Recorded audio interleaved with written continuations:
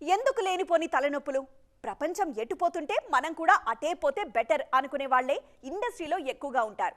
కానీ తాము trend follow అవ్వం, సెట్ చేస్తామంటున్నారు అల్లు అర్జున్, మహేష్.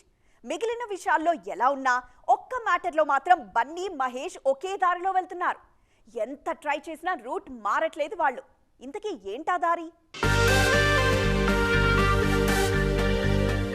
ట్రెండ్ ఎంత మారినా మిగిలిన హీరోలు కూడా అటువైపు ఆలోచిస్తున్నా బన్నీ, మహేష్ మాత్రం ముందు నుంచి ఒకే మాట మీద ఉన్నారు. ఎప్పుడూ తెలుగు ఇండస్ట్రీలోనే ఉంటూ మిగిలిన చోట్ల జెండా పాతిస్తున్నారు వాళ్ళు. బాలీవుడ్ నుంచి పిలుపు వస్తున్నా బన్నీ, మహేష్ సమాధానం ఒక్కటే, అదే నో బాలీవుడ్, ఓన్లీ టాలీవుడ్. ఎన్నో ఏళ్లుగా ఇదే ఫాలో అవుతున్నారు ఈ ఇద్దరు. రామ్ చరణ్ జంజీర్తో బాలీవుడ్కు వెళ్లారు. వార్ 2తో ఇప్పుడు తారక్ వెళ్తున్నారు. ప్రభాస్ ఆదిపురుష్తో ఎంట్రీ ఇచ్చారు. కానీ బన్నీ, మహేష్ మాత్రం అటువైపు లుక్కేయట్లేదు.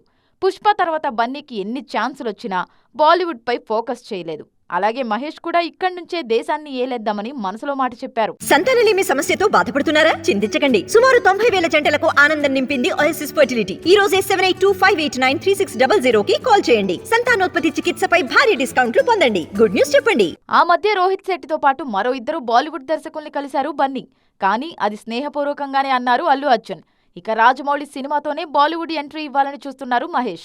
మొత్తానికి తోటి హీరోలంతా ముంబైపై ఫోకస్ చేస్తున్నా మహేష్ బాబు, అల్లు అర్జున్ మాత్రం అంతా హైదరాబాద్ నుంచే అంటున్నారు.